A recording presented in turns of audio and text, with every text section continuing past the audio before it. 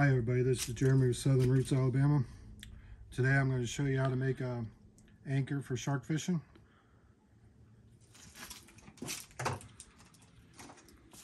You can either use conduit like this, 3/4, or you can use copper. Conduit or copper won't rust in the salt water. Every inch that you cut it is a 2-ounce weight. So this one's roughly 6 inches, so it'll be about 12 ounces. This acts like a grappling hook when it's out there. You put this on your line, and then you got your leader for your hook. This actually dig down into the sand, and like Big John tells me all the time, it's actually harder to reel this in without a shark on than reeling it in with the shark on it, because the shark actually pulls this up out of the sand. When you're reeling it in, you're dragging this across the sand all 500, 600, 700 yards. You got it out there. So what you need to do to make this is, I like using the copper because it doesn't, the salt water doesn't affect it as much as if you use steel to rust, and then the more you bend it with steel, then it's going to start to snap off. These are all roughly about 10, 12 inches long. You'll need an eye bolt, which actually acts as your eye for your weight. You'll need the piece of conduit, 4 pieces of copper, some lead, a torch, a pair of pliers, and then I made this jig. All it is a 1-inch hole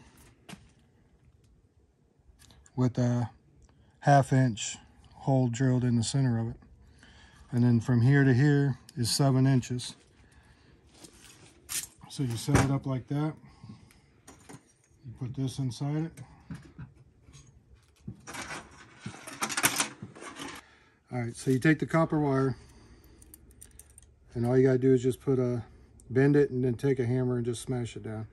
It doesn't have to be anything special. All that's gonna do is create, when you melt the lead, it's gonna be in there like this. The lead's going to melt around it. It's going to keep it from pulling out. That's all you got to do. The jig set up, that 1/2 inch hole is set up to go down like that. Just shake them a little bit. Now they're all going to be the same size down here. Then you take your conduit or your copper pipe and put it on there just like that. That's the 7 inches. So when you're done, that's basically the way it's supposed to be. You can trim these down if you don't want it as far as what that makes it, but it's better to have them too long than have them too short. So once you got that set up, and you got this set up,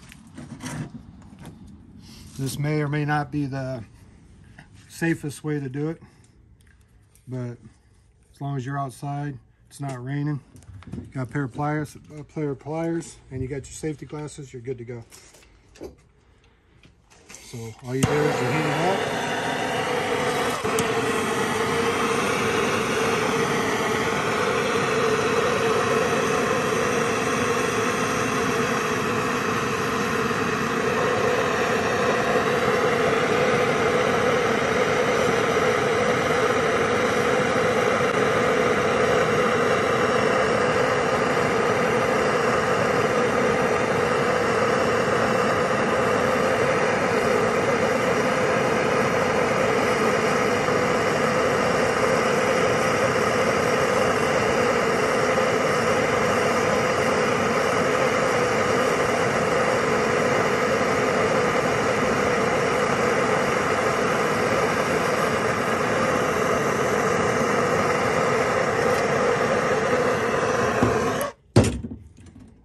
I get that small right there, I don't mess with them anymore. I'll melt them down and make another block with them. So you just start with another piece of lead.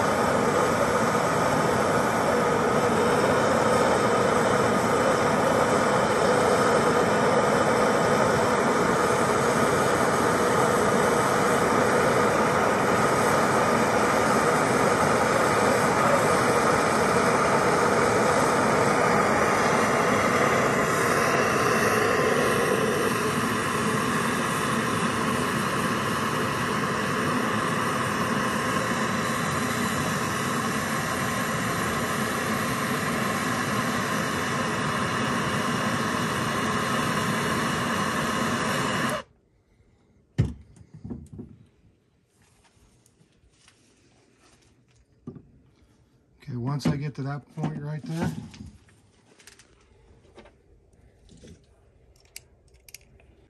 when you get about an inch from the top, that's when you can put the little eye bolt in there.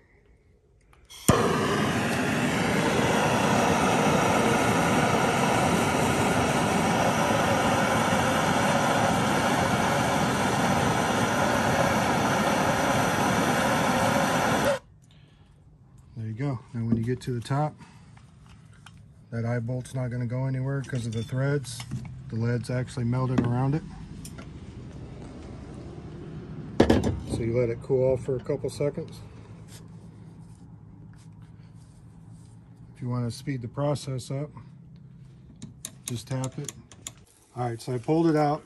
I ran it underneath cold water from the shower there. So now all you gotta do, you can just peel this stuff off. If you want it to look real nice, you can take a file to it, file all that down. And then you can go to Ace Hardware and get what they call liquid rubber. It comes in a can. You can paint it on, or you can do like I do. I just dip the whole thing in a can, use one of these, hang it upside down, and let it dry. But that's all you got to do to get it done. Then you just take this,